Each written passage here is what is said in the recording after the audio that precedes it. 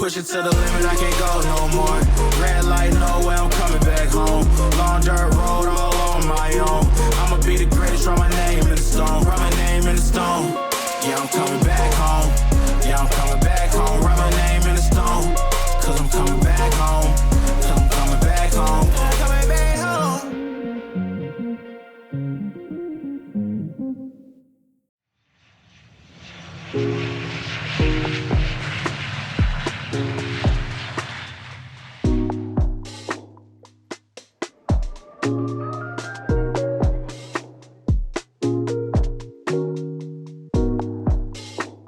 Le dernier match le 13 avril, pour moi c'était un peu particulier parce que j'ai pas joué les 2 derniers matchs de la saison. J'étais blessé au bras, bon rien de grave tu vois, mais il fallait que je prenne soin, que ce soit sûr que c'est pas quelque chose qui traîne et tout. Et puis sur le moment, l'action on a eu un peu peur tu vois. Mais on a checké, après ça s'est bien passé, donc je me suis reposé un tout petit peu. Je me suis fait un peu plaisir cet été, j'ai bien voyagé, j'ai pu aller à Hawaï avec la famille. À partir du moment où je suis allé à Hawaï en vacances, c'est là que j'ai repris les entraînements. J'ai commencé déjà à m'entraîner à LA, quelques jours avant ça, avec Benoît, justement, que j'ai fait venir pour bosser la partie basket là-bas, pour se préparer déjà un peu. Vu qu'il y a l'équipe de France qui arrivait en juin, je me suis dit le plus tôt que je reprends, le mieux je veux être pour la prépa, mais aussi pour les 2 matchs de qualif qui vont être importants, tu vois. La saison que j'ai eue, moi, cette année, je pense que c'est une des saisons les plus compliquées que j'ai eues, parce que voilà, ça s'est pas forcément passé comme j'aurais espéré que ça se passe, il y avait des difficultés, mais bon, c'est aussi pour ça que moi, je fais du basket et que je kiffe, tu vois, c'est tout ce côté travail aussi pour arriver là, quoi. Il n'y a rien qui est facile.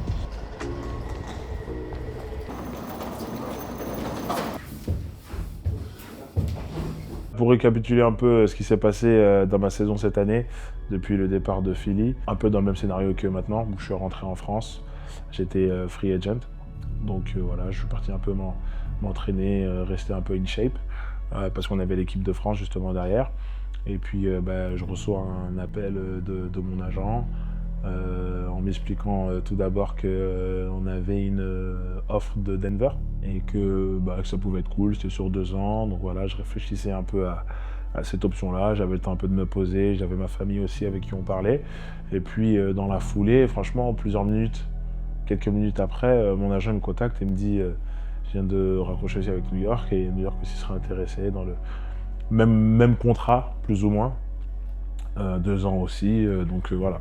À ce moment-là, on réfléchit, on essaie de peser un peu le pour le contre, savoir où je serais un meilleur fit, savoir aussi l'ambiance de l'équipe et tout ce qui s'ensuit un peu, quoi. Par rapport à New York, ce que j'aimais bien, c'est ce caractère un peu de dog en fait qu'ils avaient, et puis que l'année d'avant, ils venaient de faire la finale conférence.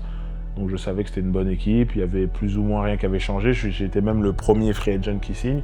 Donc je sais que plus ou moins que c'est la même équipe, donc je me dis bon, bonne mentalité, ça devrait le faire.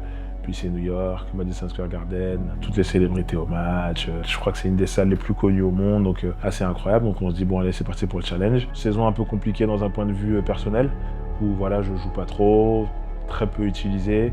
Donc à ce moment-là, forcément beaucoup de choses se passent dans la tête, c'est compliqué. Hein. Ça m'a remis un peu dans les mêmes baskets qu'il y avait 10 ans en arrière, où j'étais déjà à Boston, où j'arrivais au match en me disant bon, je risque de pas jouer, peut-être quelques minutes. Il y avait des matchs où je jouais voilà, 2 minutes, 3 minutes. C'est compliqué parce que voilà, je suis un compétiteur et qu'à ce moment-là, moi j'ai envie de jouer, j'ai envie d'apprendre, être meilleur, faire des erreurs, progresser. Donc j'ai vraiment envie d'être sur le terrain.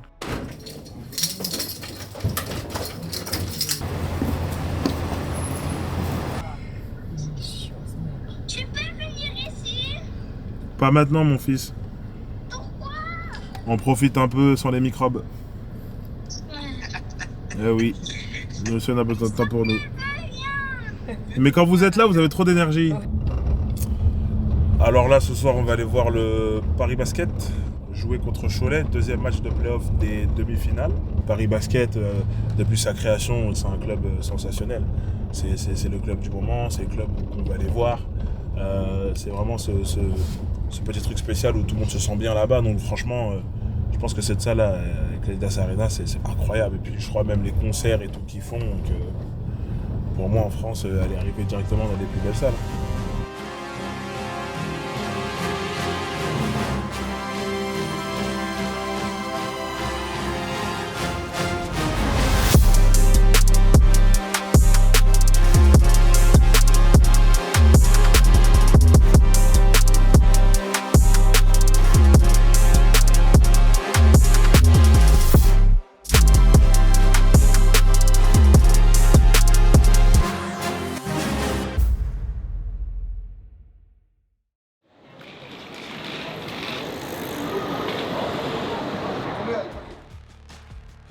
Mon arrivée à Chicago, elle s'est fait super bien. J'avais jamais connu de trade, donc j'appréhendais un peu comment ça allait être.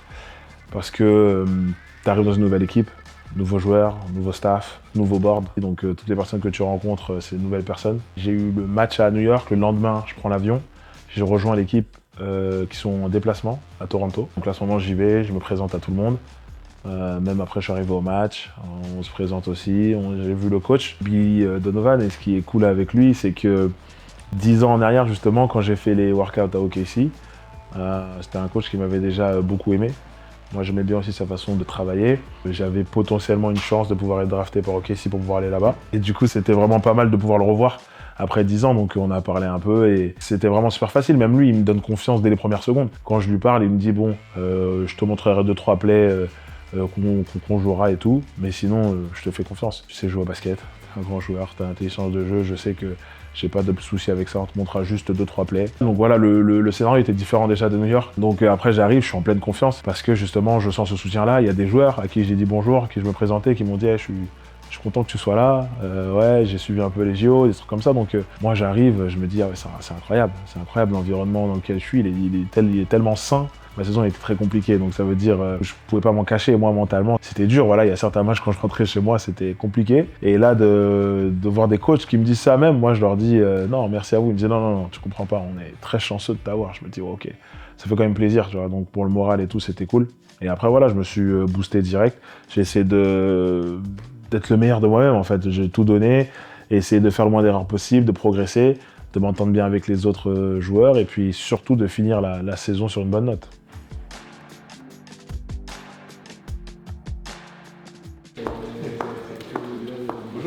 Bonjour, salut, ça va? Bonjour, ça va? Ça va, good, yeah. Là, moi je reste là parce que je m'entraîne déjà un peu là, pour être prêt pour l'équipe de France là, le 22 là. Ouais. Ça va être cool, ouais. Bonjour. Il faut bien frère.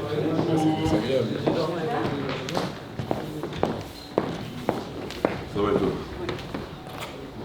Vous vous connaissez? Oui, ça va bien. Je suis content que ma mère puisse me voir à la télé, forcément c'est une fierté pour elle.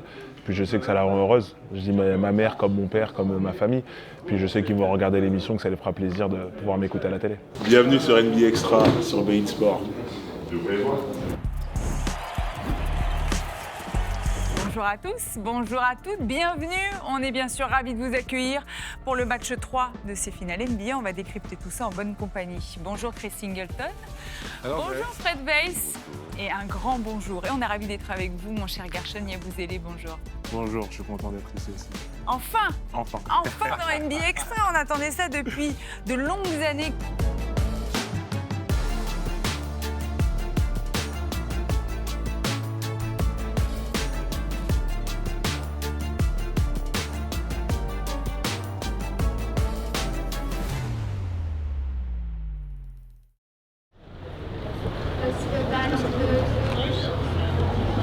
C'est quoi les gars?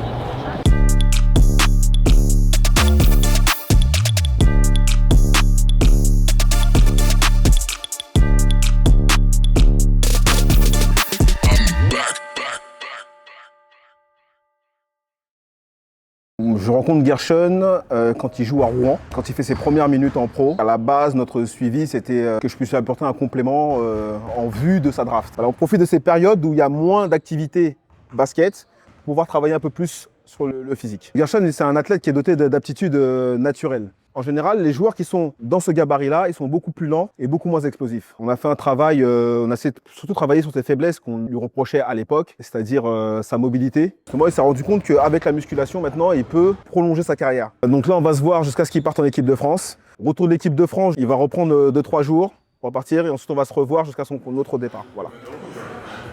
Ça payera ça la saison, je vous jure, ça va payer. La vérité, ça va payer. Ça va Ça va les gars? Ça grand? Et toi? La forme? Ouais gros, tu vas bien? Ouais, toi, ça va, ça va. Je vous ai pas fait trop attendre. Non. Tu vas dire bienvenue, mais t'es déjà venu? Ouais. Back in the days. Et ça a auguré des bonnes choses en plus quand tu étais venu. Ouais. C'est clair. C'était bon.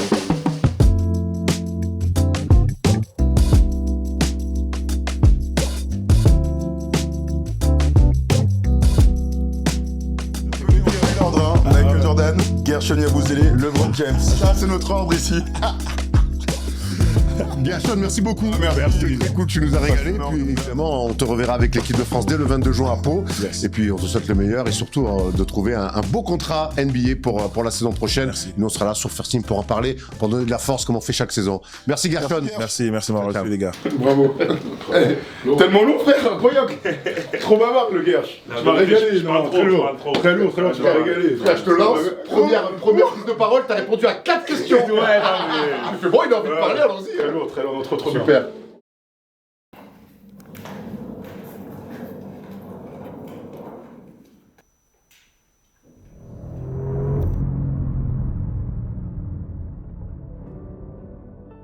Là, on est à Dreux, au Palais des Sports de Dreux. C'est là que tout a commencé, j'ai envie de dire. Les premiers entraînements, les premiers matchs, les premiers copains. Vraiment, j'ai commencé ici quand j'avais 6 ans, je crois. Je prends mesure de bêtises. C'est vraiment le tout début. Je venais voir la N3 jouer à l'époque. Oui, c'était en pro, donc c'est là qu'on les supportait, qu'on était vraiment à fond dans l'équipe, quoi. Ah ouais, impec. C'est l'odeur de cette salle directement, là, je m'en souviens, j'étais petit. Moi, quand j'étais venu là, on avait les mini-camps basket. Donc c'est vraiment là, quand j'ai commencé vraiment à un jeune âge. Je m'en souviens, là, il avait mis plein de plots, avec plein d'exercices un peu partout. Donc voilà, c'est là que ça a commencé avec le pro du basket. Pour moi, cette salle-là, avec les paniers, vraiment à l'ancienne, c'est la base, quoi. Je suis passé par là, mes petits frères sont passés par là, mon neveu est en train de passer par là aussi. Donc, comme je disais, c'est le club de la famille. Donc, de pouvoir venir ici et revoir ça, c'est clair que c'est une sensation spéciale. Voilà, moi, j'ai une famille, on est 5. Donc, j'ai 2 grandes sœurs, 2 petits frères. Donc moi je suis au milieu. Les 2 parents congolais de Kinshasa. Mon père est arrivé en premier quand il avait la vingtaine. Il a atterri directement à Dreux. Et derrière, ma mère est arrivée. Beaucoup de gens de ma famille aussi sont arrivés aussi. Moi j'ai toujours grandi avec les gens, j'ai toujours appris à partager, à vraiment penser à son prochain, à vraiment s'entraider. Des choses comme ça, j'ai ces valeurs-là que je les revois aussi sur le terrain. Tu vois, le basket c'est ça, quand on parle de sport d'équipe. Vraiment jouer ensemble, vraiment s'entraider. Et puis voilà, ces valeurs-là, j'essaie de les prendre dans la vie de tous les jours. Une balle là, une shootée. Incroyable.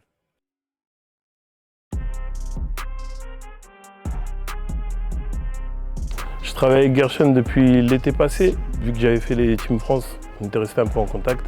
Naturellement, quand il est revenu sur Paris à un moment, il est revenu vers moi et on a commencé à travailler ensemble. Mon rôle, c'est d'analyser ses matchs, de voir comment il performe, essayer de retenir ce qu'il fait de bien, mais aussi voir les axes de travail sur lesquels il reste perfectible et par rapport aux besoins de son équipe surtout. On a mis le focus sur son adresse extérieure. C'est un joueur qui joue 4, qui peut jouer 5 aussi small ball. C'est la tendance qui est utilisée par les coachs NBA ou même en équipe de France. Et ensuite, sur toutes les situations de catch and go ou de post-up. En termes de volume, c'est variable parce qu'il faut s'adapter aussi à la préparation physique. Vu que souvent, il va commencer sa journée avec Christian en muscu. Donc moi, je dois être en adéquation par rapport à la charge de travail qui est présentée en muscu en amont. Et je fais avec ce qui me reste par rapport à son énergie. Donc on dose. Des fois, on peut avoir beaucoup de volume. Parfois, on va chercher de la qualité parce qu'il y a une espèce de pré-fatigue qui s'est installée selon la séance physique qu'il a eue en amont. Aujourd'hui, sur le tir extérieur à 3 points, il tourne à 40% NBA. C'est une statistique qui le met dans les joueurs les plus adroits à son poste en NBA.